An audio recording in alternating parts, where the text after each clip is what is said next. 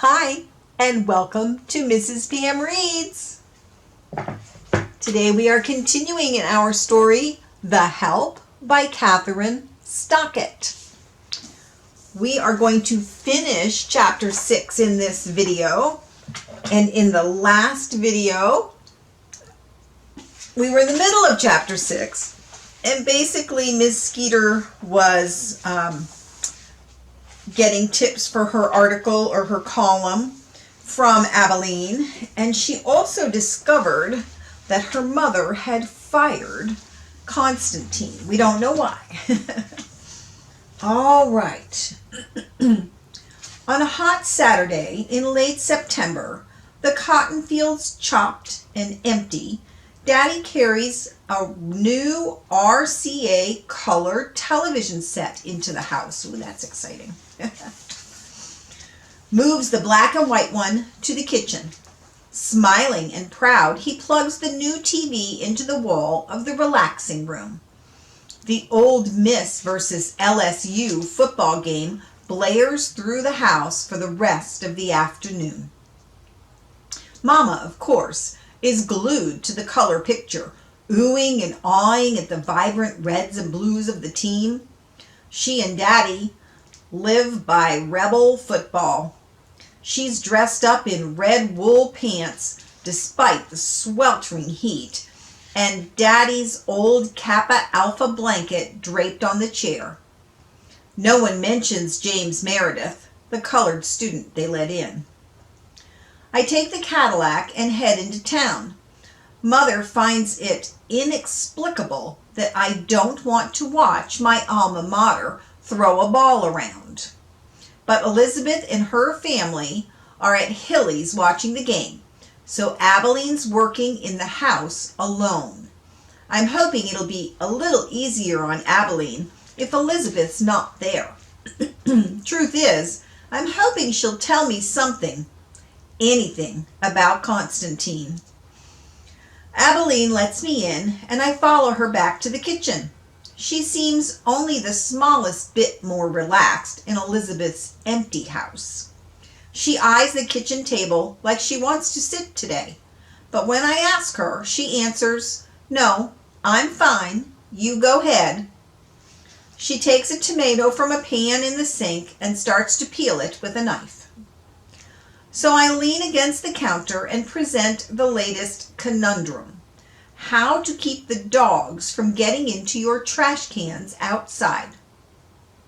Because your lazy husband forgets to put it out on the right pickup day, since he drinks all that damn beer. Just pour some pneumonia in that garbage. Dogs won't so much as wink at them cans. I jot it down, amending it to ammonia, and pick out the next letter. When I look up, Abilene's kind of smiling at me. "I don't mean nothing disrespectful, Miss Skeeter, but ain't it kind of strange you being the new Miss Myrna when you don't know nothing about housekeeping?" She didn't say it the way Mother did a month ago. I find myself laughing instead, and I tell her what I've told no one else about the phone calls and the resume I'd sent to Harper and Row. That I want to be a writer. The advice I received from Elaine Stein. It's nice to tell somebody. Abilene nods, her knife around another soft red tomato. My boy Treelor, he liked to write. "I didn't know you had a son." "He's dead. 2 years now." "Oh, I'm so sorry," I say for a moment. It's just Preacher Green in the room, the soft pat of tomato skins in the sink. Made straight A's on ever English test he take. Then, later, when he grown, he pick himself up a typewriter and start working on an idea. The pin-tucked shoulders of her uniform slump down. Say he gon' write himself a book. "What kind of idea?" I ask. "I mean, if you don't mind my telling. Abilene says nothing for a while, keeps peeling tomatoes around and around. He read this book called Invisible Man. When he done, he say he gone write down what it was like to be colored working for a white man in Mississippi. I look away, knowing this is where my mother would stop the conversation. This is where she'd smile and change the subject to the price of silver polish or white rice. I read Invisible Man too, after he did, Abilene says. I liked it all right. I nod, even though I've never read it. I hadn't thought of Abilene as a reader before. He wrote almost 50 pages, she says. I let his girl Frances keep hold of them. Abilene stops peeling. I see her throat move as she swallows. Please don't tell nobody that, she says, softer now. Him wanting to write about his white boss. She bites her lip, and it strikes me then that she's still afraid for him, even though he's dead. The instinct to be afraid for her son is still there. It's fine that you told me, Abilene. I think it was a brave idea. Abilene holds my gaze for a moment. Then she picks up another tomato and sets the knife against the skin. I watch, waiting for the red juice to spill, but Abilene stops before she cuts, glances at the kitchen door. I don't think it's fair, you not knowing what happened to Constantine. I'm sorry. I don't feel right talking to you about it. I stay quiet, not sure what's spurred this, not wanting to ruin it. I tell you though, it was something to do with her daughter coming to see your mama. Daughter? Constantine never told me she had a daughter. I knew Constantine for 23 years.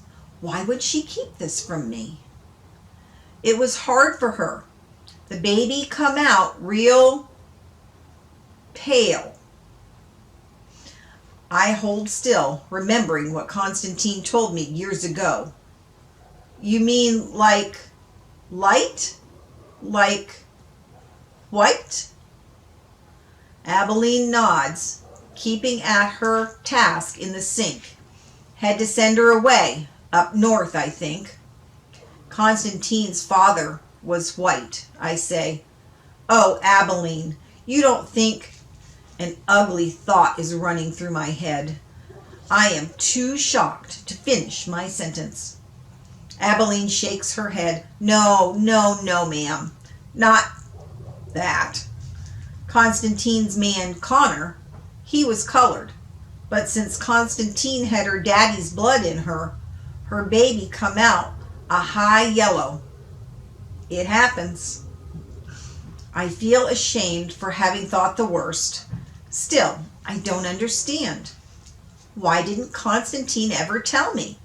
I ask, not really expecting an answer. Why would she send her away? Abilene nods to herself like she understands, but I don't. That was the worst off I ever seen her, Constantine must have said 1,000 times she couldn't wait for the day when she got her back. You said the daughter had come to do with Constantine getting fired. What happened? At this, Abilene's face goes blank. The curtain has drawn. She nods toward the Miss Myrna letters, making it clear that's all she's willing to say, at least right now. That afternoon, I stopped by Hilly's football party. The street is lined with station wagons and long Buicks. I force myself through the door, knowing I'll be the only single one there.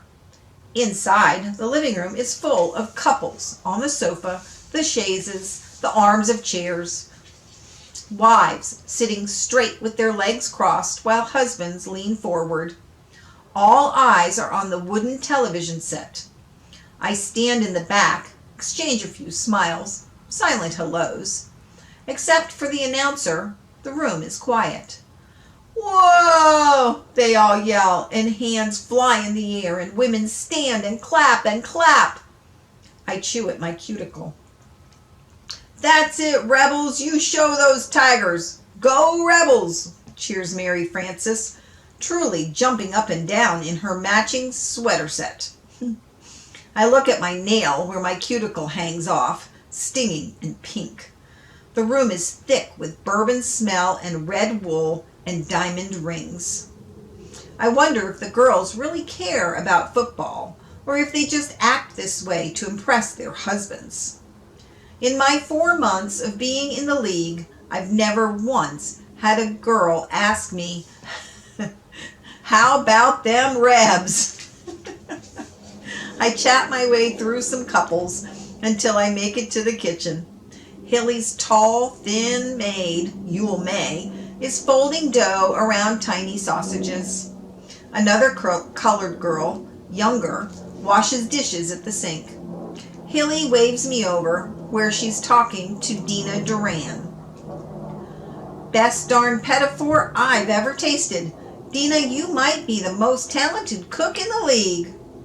Hilly stuffs the rest of the cake in her mouth, nodding and mm-hmming.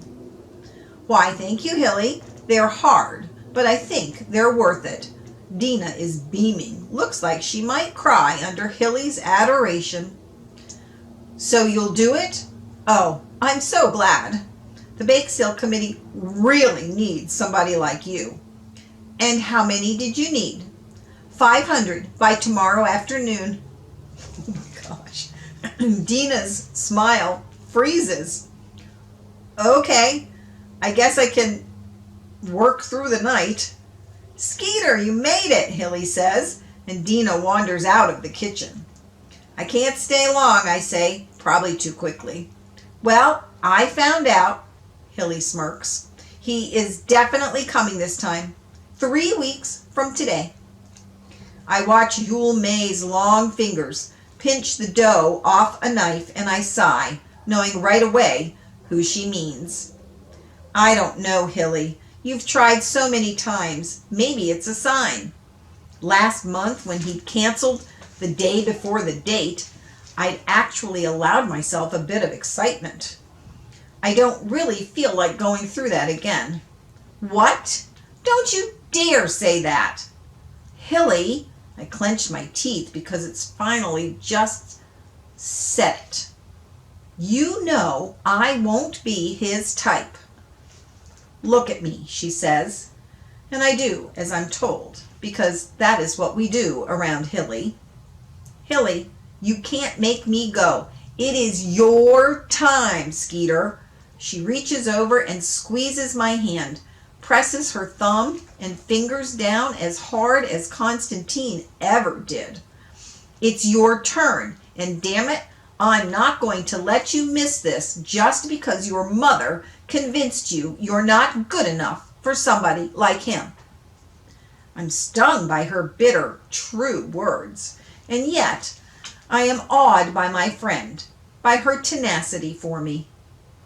Hilly and I have always been uncompromisingly honest with each other, even about the little things. With other people, Hilly hands out lies like the Presbyterians hand out guilt. But it's our own silent agreement, this strict honesty, perhaps the one thing that has kept us friends. Elizabeth is coming in the kitchen carrying an empty plate. She smiles, then stops, and we all three look at each other. "What?" Elizabeth says. I can tell she thinks we've been talking about her. 3 weeks then? Hilly asks me. "You coming?" "Oh, yes, you are. You most certainly are going," Elizabeth says. I look in their smiling faces at their hope for me. It's not like mother's meddling, but a clean hope, without strings or hurt. I hate that my friends have discussed this, my one-night fate behind my back. I hate it, and I love it too.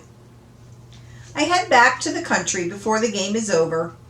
Out the open window of the Cadillac, the fields look chopped and burned. Daddy finished the last harvest weeks ago, but the side of the road is still snowy with cotton stuck in the grass. Whiffs of it blow and float through the air. I check the mailbox from the driver's seat. Inside is the Farmer's Almanac and a single letter.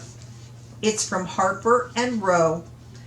I turn into the drive, throw the gear into park. The letter is handwritten on a small square notepaper. Miss Phelan, you certainly may hone your writing skills on such flat, passionless subjects as drunk driving and illiteracy. I'd hoped, however, you'd choose topics that actually had some punch to them. Keep looking. If you find something original, only then may you write me again. I slip past Mother in the dining room, invisible Pascagoula dusting pictures in the hall. Up my steep, vicious stairs, my face burns. I fight the tears over Mrs. Stein's letter. Tell myself to pull it together. The worst part is, I don't have any better ideas. I bury myself in the next housekeeping article, then the League newsletter. For the second week in a row, I leave out Hilly's bathroom initiative. An hour later, I find myself staring off out the window. My copy of Let Us Now Praise Famous Men sits on the window ledge. I walk over and pick it up, afraid the light will fade the paper jacket and the black and white photo of the humble, impoverished family on the cover. The book is warm and heavy from the sun. I wonder if I'll ever write anything worth anything at all. I turn when I hear Pascagoula's knock on my door. That's when the idea comes to me. No, I couldn't. That would be crossing the line. But the idea won't go away. And that is the end of chapter 6. And the end of Miss Skeeter's point of view. We're going to switch point of views in chapter 7. All right, you guys. Thank you for joining me. I think what I'm going to do is remind you to subscribe to the channel at the end of a chapter, not every video. Y'all are going to get sick of seeing that. So thank you for joining me, and I will see you next time.